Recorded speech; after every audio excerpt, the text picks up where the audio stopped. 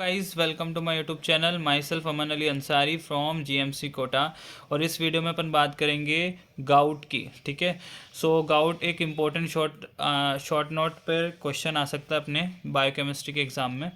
सो gout पढ़ते हैं। सो देखिए, गाउट में क्या होता है, what is the gout? Gout is the accumulation of the uric acid crystal in the synovial fluid. Okay, synovial fluid में यूरिक एसिड क्रिस्टल का अक्युमुलेट हो जाना, then resulting into the inflammation. ठीक है, तो रिजल्ट क्या होगा? यूरिक एसिड क्रिस्टल्स के अक्युमुलेट होने से क्या हो जाएगा? इन्फ्लेमेशन हो जाएगा उस एरिया में, and this finally leads to acute arthritis. ठीक है, now at 30 degree Celsius solubility of uric acid is lowered to 4.5 milligram per decilitre. 30 degree Celsius पर यूरिक एसिड जो क्रिस्टल्स हैं उनकी सॉल्युबिलिटी कम से कम कितनी हो जाती है? 4.5 मिलीग्राम पर डेसीलीटर तक कम हो जाती है। And they deposit in the cooler areas. Cooler areas में डिपॉजिट हो जाते हैं, उसे अपन क्या कहते हैं? Tophi. Now increased uric acid excretion.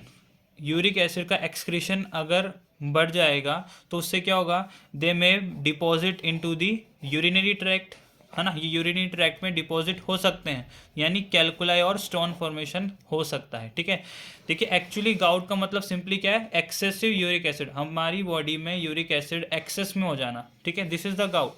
अब अगर एक्सेस में है तो उनका एक्सक्रीशन भी बढ़ जाएगा, और यदि बढ़ जाएगा एक्सक्रीशन तो they can deposit into the urinary tract and cause calculi और stone formation in the body. ठीक है, अब क्या होता है? गाउट हमारे पास दो तरह के होते हैं, primary gout and secondary gout, है ना। जो प्राइमरी गाउट होता है ये 1 in 500 यानी 500 में से एक जने में तो मिल ही जाता है। ठीक है, प्राइमरी गाउट का केस। अब प्राइमरी गाउट में होता क्या है? एबनॉर्मल हो जाता है पीआरपीपी सिंथेटेज एंजाइम। ठीक है, इसकी एबनॉर्मेलिटी हो जाती है, इसका लेवल बढ़ जाता है, और एबनॉर्मल हो जाता है क्या? फोस्फोराइबोसिल अमाइडो ट्रांसफरेज। ठीक है, इसके अलावा साल्वे पाथवे के जो एंजाइम्स हैं उनकी डेफिशिएंसी हो जाती है, और ग्लूकोज 6 फॉस्फेटेज एंजाइम की भी डेफिशिएंसी हो जाती है। ठीक है, सो दो चीज़ तो एबनॉर्मल हो जाती है और दो चीज़ की डेफिशिएंसी हो जाती है। तो पीआरपीपी सिंथेटेज, फोस्फोराइबोसिल अमाइडो ट्रांसफरेज, ये तो एबनॉर्मल हो जाते हैं, और साल्वे पाथवे के एंजाइम डेफिशिएंट, और ग्लूकोज 6 फॉस्फेटेज एंजाइम की एंजाइम भी डेफिशिएंट हो जाता है। ठीक है, सेकेंडरी गाउट की बात करें। अब देखो, secondary gout, gout means excessive uric acid. अब यूरिक एसिड हमारी बॉडी में एक्सेस में कैसे हो गया? यहाँ तो उसका प्रोडक्शन बढ़ गया, ठीक है, या फिर उसका एक्सक्रीशन कम हो रहा है ना। तो कब यूरिक एसिड का प्रोडक्शन बढ़ जाता है? तो these are the some cases, leukaemias, lymphomas, polycythaemia, और लार्ज इंटेस्टाइन में ट्यूमर, है ना। तो इनकी वजह से क्या होगा? यूरिक एसिड का प्रोडक्शन बढ़ जाएगा। और यूरिक एसिड बॉडी में ज़्यादा कैसे हो पाएगा? जब उसका एक्सक्रीशन कम हो जाए, है ना।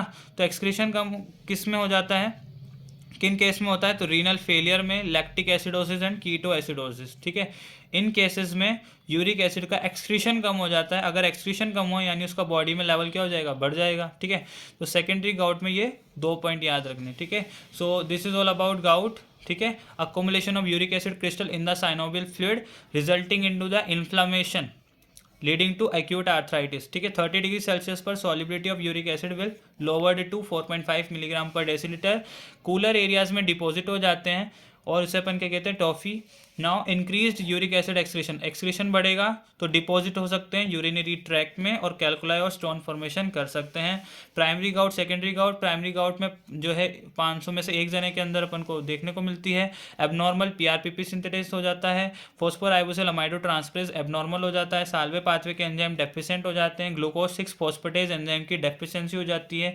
और सेकेंडरी गाउट में दो केस की गाउट मतलब excessive uric acid, uric acid का मात्रा बढ़ जाना बॉडी में, है ना।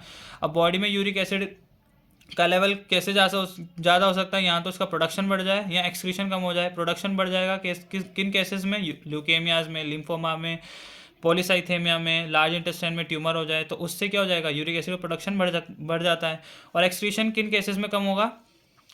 रीनल फेलियर में, लैक्टिक एसिडोसिस में, एंड कीटो एसिडोसिस में। Okay, so this is all about gout. Important short note for exam, university examination के लिए इंपॉर्टेंट शॉर्ट नोट है गाउट, इसको तैयार करना ज़रूरी है। ठीक है, सो मिलते हैं नेक्स्ट वीडियो में। Keep watching, thank you.